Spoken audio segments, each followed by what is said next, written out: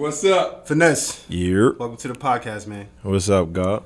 You were the first. I got my first mask that I ever got from the pandemic from you. Nobody had any masks. I pulled up to your crib and you had masks for me and my son. The regular mask or like that's all it was. You had the what you call it? The N95? The construction, the N95s and then the surgicals. That was the ready. only ones.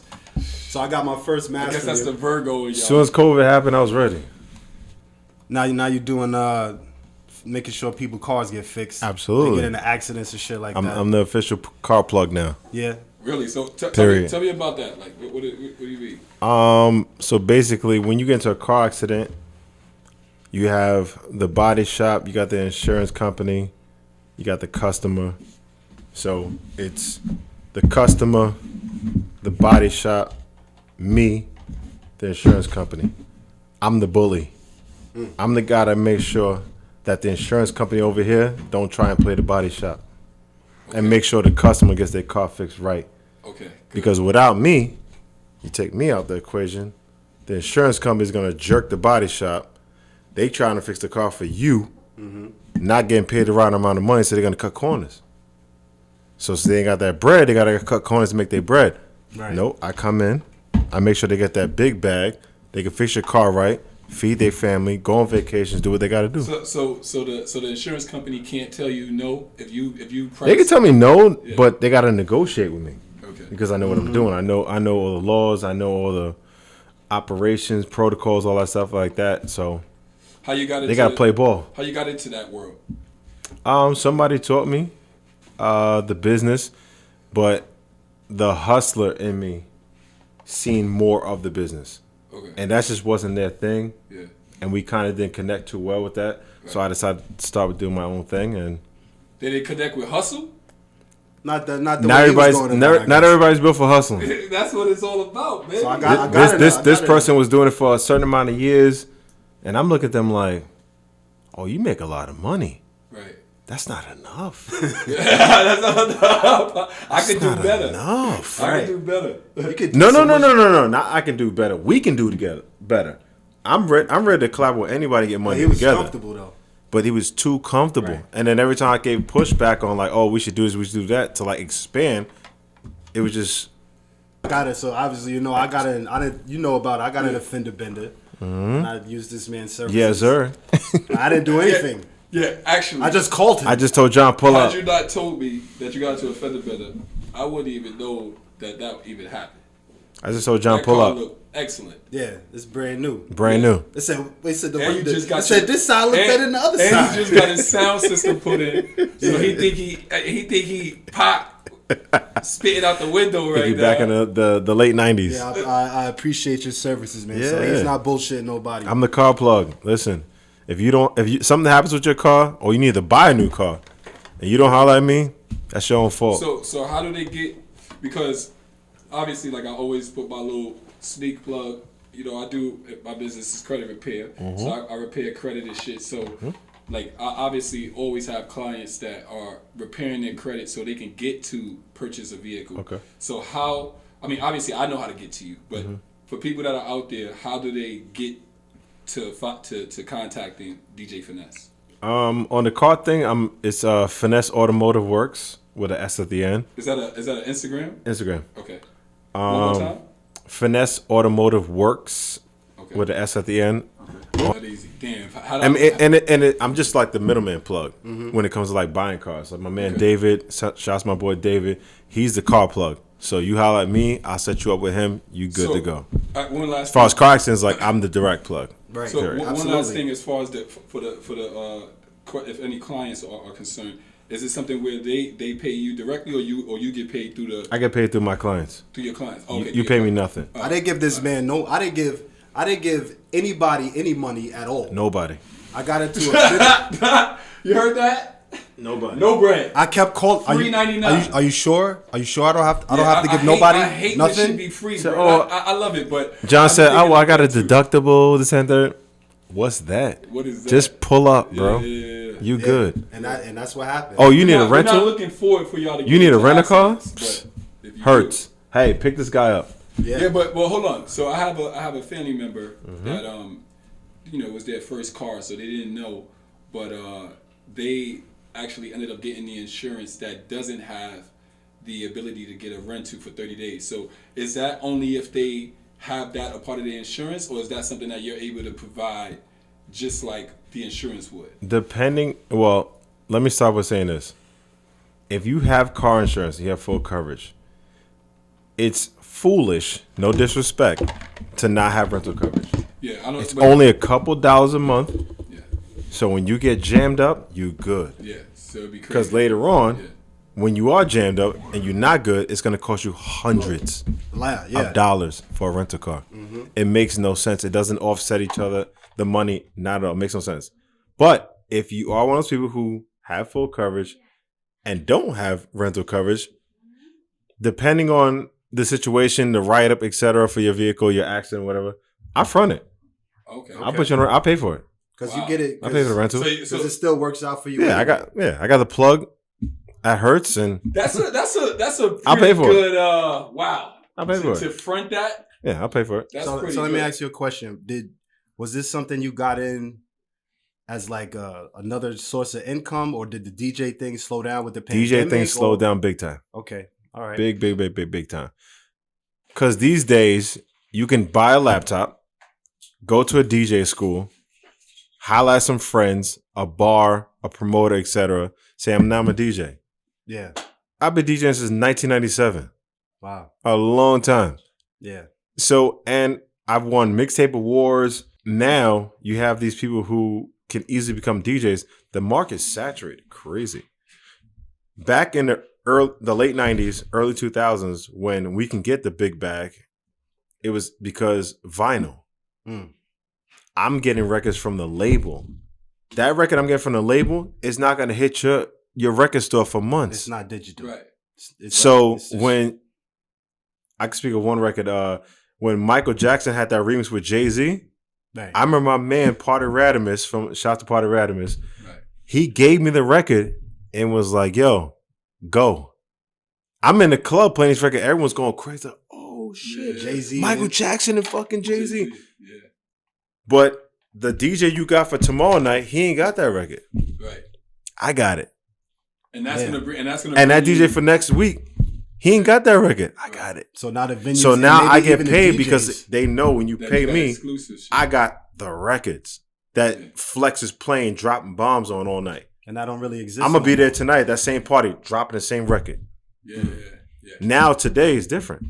Yeah. Flex and drop a bomb on a brand new Megan Thee Stallion body. So that same night, everybody got it. All of us got it. So wait, that's your because you could well, for lack of a better word, you could just take it from what they the internet. Yeah, you just take it. That's it. So it's not a record. So based on you saying that it's saturated, it's slowed down financially. Money for DJs. Money. How about DJs that are in the clubs that don't have that leverage to the exclusive songs? Ain't no clubs open. No, I'm just saying. No, because I felt like he was saying that even aside from the pandemic, yeah, like outside in general. Oh, okay, He was just saying that in general. Yeah, even before it started, it was of course. Yeah, it was everybody saturated. got the Right. Because obviously for DJs right now, it's like even if you're a big DJ, you're probably really not getting what you used to get before, right? But if you go to the right places, some DJs are getting booked in Atlanta. Some DJs are getting booked in other cities that. If you're on radio. No, like a if no. You're not on radio, I don't know who's getting flown in anywhere. They're not booking. It's so when I get flown places, I'm just like, wow. I guess I'm just still riding off the 20 plus years I've been doing this. I got one coming up in Jamaica. I got another one coming up in DR. Like it just, I guess it's just off of my longevity in the business. That's You've it. been there. People know you. People know what you're gonna do. Other than that, if you look at it, every time you see a DJ on a venue out of town, they're on radio. A DJ? They're on radio. Really? You think so? Who's not on radio that's being flown out? Who? Let me see. Nobody. Who's not on radio that's being I hear you now. You know what? You know what it is? Like, because I used to promote parties, so I was always in that circuit and And I would always watch who's DJing where and who's promoting where. Mm-hmm. Now, you see flyers and it's almost like, yeah. And if it's a bad party, that got your name on it. What does a DJ bring? What's a DJ's equipment bag look like nowadays? Before it was like speakers, this, that, no. What does it look? Just this. Laptop. So you don't even, Yeah. you don't have nothing but this. But it all depends. Sometimes I bring my controller right. with me. That's it. Yeah. Speakers and all stuff like that. No, you got to go rent your stuff, or hopefully the venue provides it. Yeah. Get into that. Yeah. Pretty Lou. Oh yes. I'm glad. So you don't even have all of that because I'll tell you, I'm not very inclined. Yeah, shout out to my guy, Pretty Lou. Bro. Yes, sir. Best show. Shout out to Pretty Lou. God bless you. Yes. Health and wealth. Yes, health and wealth. Pretty Lou, my nigga, I love you. So this guy, he's like, yo, you got to watch this show. And he's like, we got to talk to Finesse because I want to know why Finesse ain't on this shit. Finesse could do this. Why Finesse ain't on it? Yeah.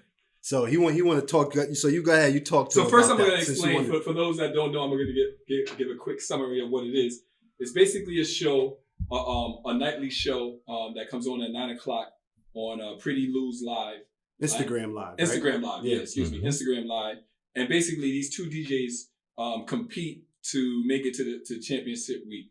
And along with that competition, there's a guest judge that along with Lou, who who judges as a host. And based on your technical skills, it's not like how popping you can have the club. It's more so about your technical skills as a DJ.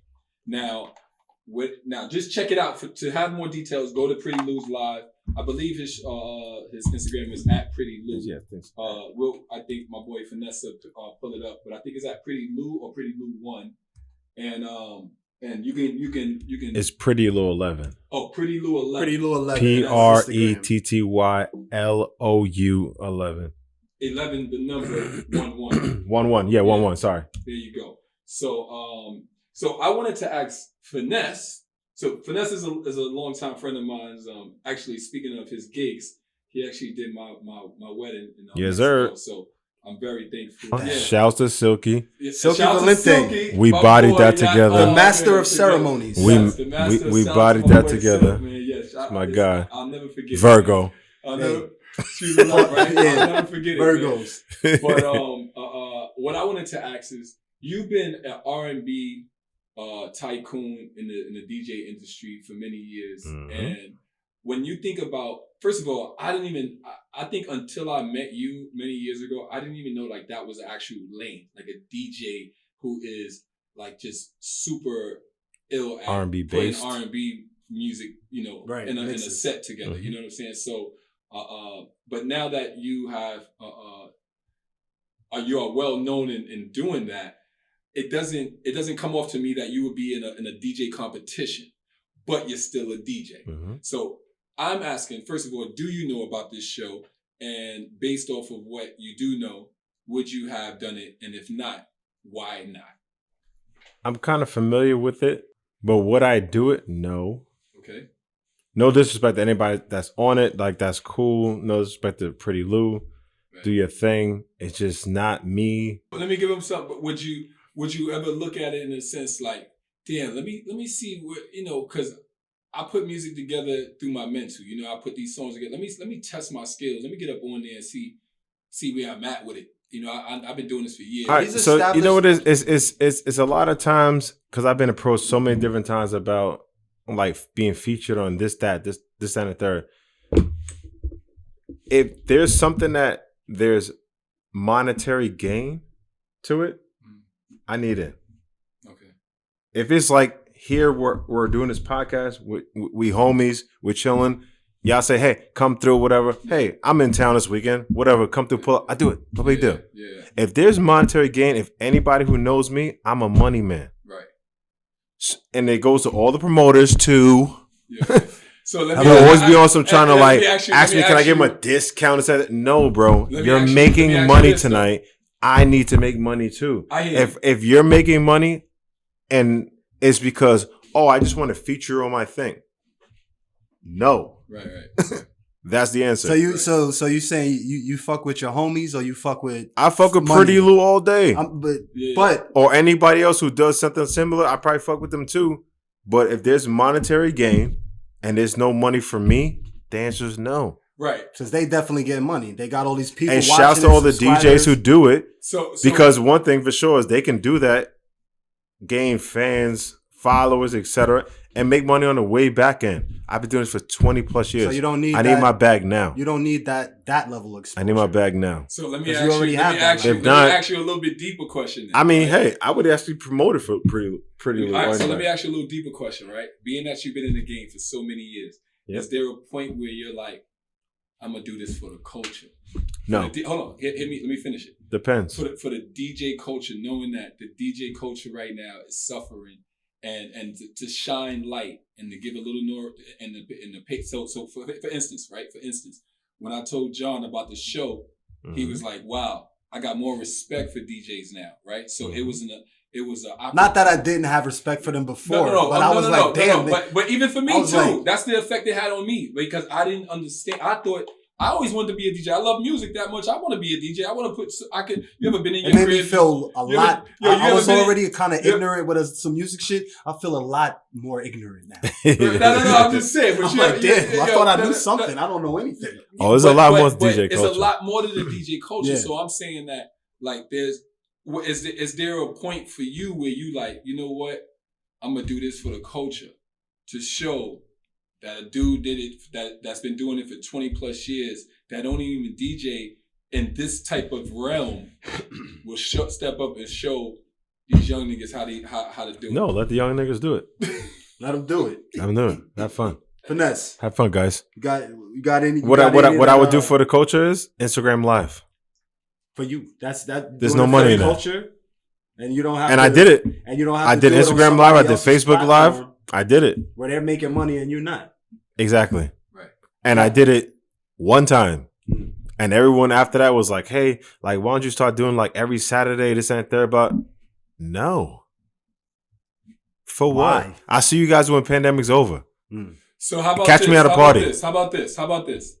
Would you do it, right? Let's say I'm Pretty Lou, right? And you said the same thing to me. And a little while ago, you just talked about with the cars. So if Pretty Lou says, sponsored by such and such, I mean, DJ Finesse, Automotive Works. I'm sorry. Got it. And he was willing to do that where obviously, would that be something where you're like, all right, that's going to drive?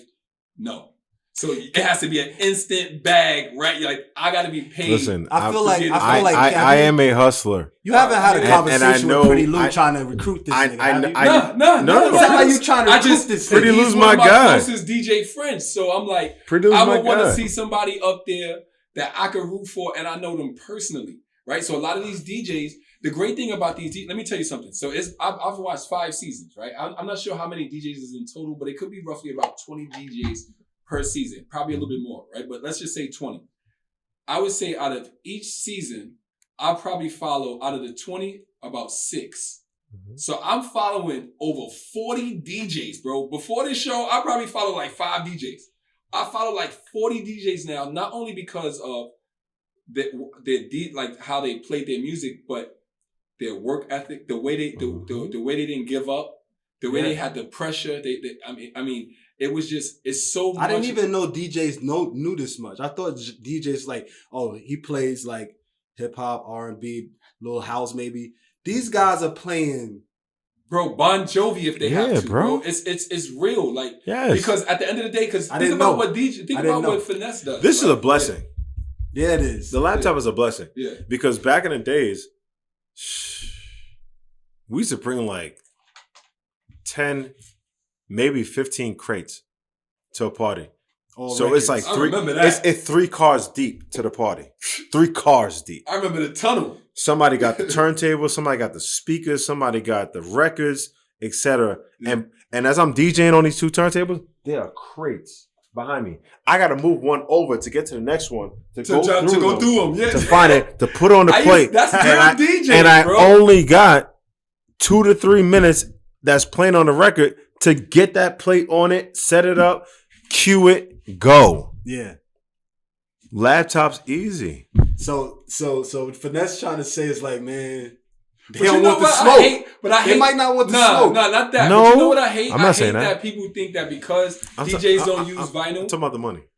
That's all. That's on me. I'm talking about the money. You got it in that game. Wait. You got it in that GameStop? Since we got GameStop stock? No. Since we talk about No, I'm money? smart. No. What's your assessment? What the hell is I'm going smart. on? Why is every... I'm not gonna say I'm smart. That's disrespectful. I'm gonna just say that because this guy's been at my throat about this shit. The GameStop thing, without sounding mad crazy, I'm listening to you. Go ahead. I've learned from real wealthy people that there are secrets all over the place. Donald Trump is an example of a person who knew secrets, loopholes, etc. It's never displayed or broadcast ever. So when I wake up in the morning and I watch the news like I'm a news junkie. Mm-hmm. So I wake up in the news and I see this thing about GameStop. Yeah, I go on my Robinhood app, checked it out, looked at it, put my phone down. It's too far gone at this point. Oh yeah, but the ignorance means lack of knowledge. The ignorance of all the people who saw that on the news at 8 o'clock in the morning, whatever that day, whatever, and got busy, bought all these stocks. It's going up, and then it went down. Down. It's too late. But if you caught on the GameStop that day, you bugging. Yeah, that's those. Bugging. That's the like. I got caught when somebody told me that Airbnb was going public. Yo, jump on as soon as they go public. I did it. Bought mad shares. The next couple of days, the week after, I'm like, because the only way to really do it is you got to have information that you're not supposed to have. Because it went to the masses. The masses is not where it's at. But after that, do your own research in silence. Look at all the silent things. Or like what I'm doing right now with my business. And I spoke to you about it, and when I could talk live about it. No, there's a silent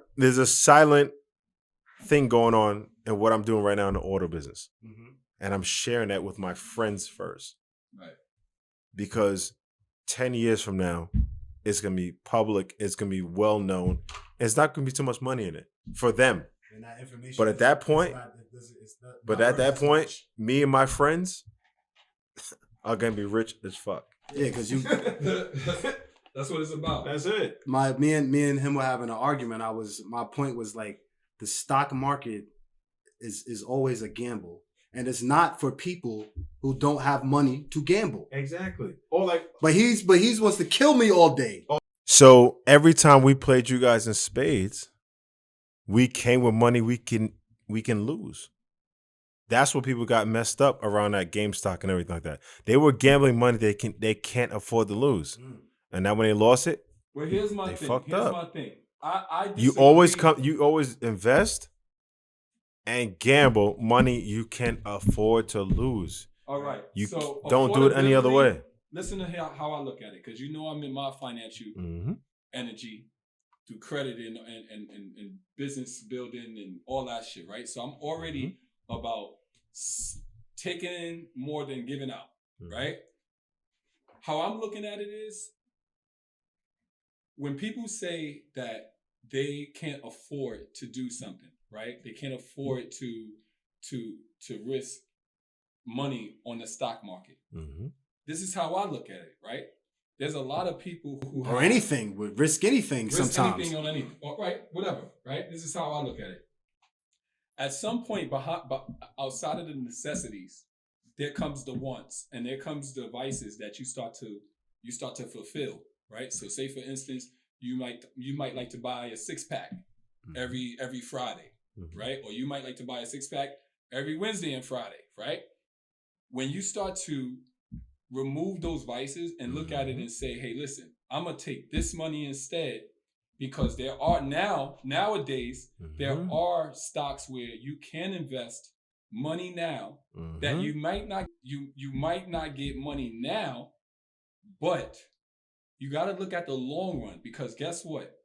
if you're not at a job that allows you to have a 401k to save up for the future, if you're working at a regular spot, you got to prepare yourself or take all the opportunities you can to prepare yourself to be able to support yourself when it's Social Security time. Because trust me, when it's Social Security time, that is not going to be able You're gonna be broke, to live your life as a 70-year-old man, a 60-year-old man. So you take away those vices. And I'm talking about that it's a bad, and whether y'all want to push it, I'm taking that narrative away. Poor people, it is a market for you, because at the end of the day, there are stocks and even cryptocurrency. If you put in the work, the time to get the knowledge, to have to buy shares that are less than even a tenth of a cent. And if you buy, so for instance, right? So my son, I'm gonna give you an example. My son's 21 years old, right? I've been teaching him about credit. That's one thing I've always taught him about. But one thing I never taught him about was stocks, because he is the one that knows about it more than I do. He's the one that put me onto the stocks that I'm in, right? So he has a group of friends it's like 40 or 50 of them that's in a group chat. Nice. This is all they do is they sit, and my son has that sounds like the most annoying group chat ever. They better make some money, bro. 50 people. My son has been killing, bro. So that's my good. son was so angry with himself, right? He bought into a company, into a Bitcoin or a coin, whatever this crypto is called Dogecoin. And when he bought it, he sold. He sold that eventually, but he sold and got a nice profit from it. Right? Had he held that money, he sat with me. He said, "Yo, Dad, had I held the shares that I had till right now, where it peaked at this recent time, I would have had a $400,000, Dad. $400,000. So here's what I'm saying. He didn't. You know how much he tapped out early. He bought $90. I'm moving out, Dad. I'm moving out, Dad. Right. And he can. Hey, Dad, you want to move in with me? And listen, you can sleep in the garage. He can move out right now if he wants. But I love having my son there. And he's young. He's still in college. He's in his last semester. So when he's done with college, if you want to let, he can go. He can go. But he bought shares. He bought crypto at 0.2 of a cent. At like $90, but not to cut you off. I think the crux of what we were talking about before we jumped on this podcast was like people. Even if you're rich, poor, or middle class, if you have the time to sit down and do research and make good, educated risks, that's a cool thing to do. But if you don't do that, and you've been watching the internet, the news for the past few weeks, you're gonna be poor. That was the crux of what I'm saying. Forever. Like, you're not gonna watch these people. You're not gonna be JP Morgan overnight. Wouldn't it be in any way of gambling though, or any way of putting your like for instance, right? So for instance, people that are on FanDuel, I'm on FanDuel, right? So I don't know a sport, right? But I like to gamble. I like to put my money on the odds or whatever. I think I know why that we keep arguing, because he might have a gambling problem. He might have a gambling problem. He might have a gambling problem. But ever since I've been gambling this pandemic, I've been up. I have not been in the negative. I have shown my man John screenshots for anybody that don't believe me. Well, I hope you stay up. Thank you. But I've been up, right? So Super Bowl's next week. But fuck you. Bet it all. Super Bowl's next week. But check this, right? So John was mentioning that it's where the information is coming from, right? How reliable is the resource, right? So think about the average person, right? That just gambles. Like, I don't have to be honest, I don't have a gambling problem, but I'll take. It was a joke. Of course, it was a joke. I'm just saying in general, but I'll take $50 and I'll bet that on an NBA game or NHL game, whatever game might have the better return, right? But at the same time, I'll go to 98.7 and I'll listen to the sports dudes and I'll see what they talk about. Maybe you sure you don't have a gambling problem? And then yeah, right. But then that's gonna help. It's me pretty involved right there. Wait, but you just said or Finesse. No, I get you. I'm with you. I'm with you. That if you're gonna put in the time, I don't listen to. If you're gonna put in the money, put in the effort to educate on self where you putting your money at. I'm not listening to bro. I haven't listened to Hot 97. Bro, I listen to Bloomberg Radio and 98.7. I swear to my mother, for the last year and a half, I've been listening to Bloomberg Radio. And what I was saying to you earlier today was like, you can't compare yourself to these people like, oh shit, everybody doing it. And then might not even have money laying around. But the message to say that late. it's not for poor people, it's the wrong message, especially for our community. It's the wrong message. Yeah, it has nothing to do with poor people. The message, there's a message, and there's a reality. Educate yourself. The stock market was literally created for poor people never to make money on it. Which is why these fucking hedge fund motherfuckers are up and in an outrage. They are in a total outrage. What they have done, what has been done to them, they've done that's all they do. I feel like this week they got exposed. Big time. But that's not going to lead to not fully, because they know that starting next week, bro, they know they're not fully exposed. Wait. They're like, Dan, they caught 10% of this shit. All right, cool. Let's go back to our 90. Fuck that 10%. Go back to what we gotta do. These are the people that are like, we don't want no regulations on nothing. I was just about to say that. Wait, let me finish. Niggas that want to regulate, get the fuck. But that's because they got scared for a minute. That don't mean everything is about to change. No. But no. Bro, but it's not. I'm not talking about Nothing's changing. I'm not talking about. Like, oh, we gotta correct that. That's it, bro. That's like. You know what that's like? Oh, they found that out. You know what that's like? Change the shit, bro. That's like a motherfucker. That's like back when the NBA got switched over from dressing down to having to dress in suits, and everybody was in an uproar about dressing in suits, and all of a sudden, now I mean dressing down. Now they want to go back to suits, right? In a sense that. I mean, that's a little apples and oranges. What I'm saying is, you can't. Like, for instance, right? If the NBA started making a lot of money from people dressing down in the casual wear and people buying their jerseys because the NBA players are no longer wearing dress down clothes. If they're losing money, they're gonna say, you know what, bring that dress down code back because we losing money on these jerseys because everybody's dressed in suits. Nobody wants to promote a fucking jersey because they're in suits now, right? So now these motherfuckers, that shit is happening back to them. So now they want regulations. Before they didn't want regulations. No, what they're doing is correcting it. They'll say what they need to say. Correcting what? Correcting the shit that happened. Listen, if I got a game going and then you learn some shit and get in on my games, it's like, good show. Get rid of this nigga. All right, so yeah, that's what's gonna happen. Yeah, but that's fucked up. But that's what it was built to do. This is not the stock market is not a democracy. It's not some shit that's with people voting and hoping shit is fair. It's people fucking each other over. I somewhat disagree in the sense that if the popular vote, and that's what I meant to tell you earlier today, if the popular vote of the people, right, as far as stock market goes, right, because John was saying the only people that really make money in the stock market are rich people, right? But there was people that, like you said, followed the trend, that never been in the stock market, that aren't broke. That was like, hey, I got 50,000. Let me throw 50,000 in that bitch, and they threw 50,000 in there, right? I feel like what I'm saying is the market it's never gonna go back to what it was before. What you were saying, like, get them out of there, let's get back to use business as usual. That's not gonna happen. It stays up. It's gonna change from this point on because they cannot. But not for poor people. It's gonna give more leverage to the poor people than they had before. It's not gonna make it worse. You think it's gonna make it worse?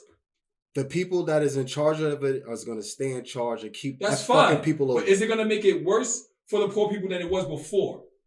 I'm gonna say this, and then I want Finesse to have an opinion on it. Yes. If you don't have it laying around, don't gamble it. Because if you can't afford to lose it, that's just a good advice in life. If you cannot afford to lose it, don't gamble it. No. But anyway, you have any more thoughts about the stock market and all this shit? Or no, I mean, it goes back to what you just now said. Like, at the end of the day, from us playing cards or whatever, if you ain't got it, don't put it up. Yeah. That's what my mama told me. If you're not willing to lose, don't put it up. These are my last words for tonight. All right, good. DJ Finesse, I appreciate you. I love you. You're our first official guest. I'm sorry I had to have you sitting next to my bitch ass co-host who I love, who I would never replace ever in my fucking life, because he's the best person ever, even though I hate him. Aries. You say something, co-host, and then I'm gonna let my first guest send us off. But wait a minute, I'm high. Say something. Because the Aries is smoking the whole time. Point to this point. Yo, listen. Point to the tufted to the tufted white shirt over here. Oh. Talk to us. Send us off. Oh. Send us off. See how I gotta get you. I don't know. I got a fucking $80. Look at him. I got $80. Look at him. Thermal. Jack Moves Pod. And That's it. Jack Moves Pod. episode 1. Period. DJ Finesse. Period. Ice Life GC. Facts. Wesley. At Wes. DJ Finesse Did I get to say anything? on Hey. Instagram. At DJ Finesse on Instagram. Finesse Auto Works. No, Finesse Automotive Works at. There's one of my friends that's supposed to be a co-host that does credit. Does he have a website? Yes, I do. What is it? Crickets. It's shutthefuckup.com. That's what the fuck that shit is, bro. Shutthefuckup.com. See you next time, guys. Yo. Baby, you know. See you next time.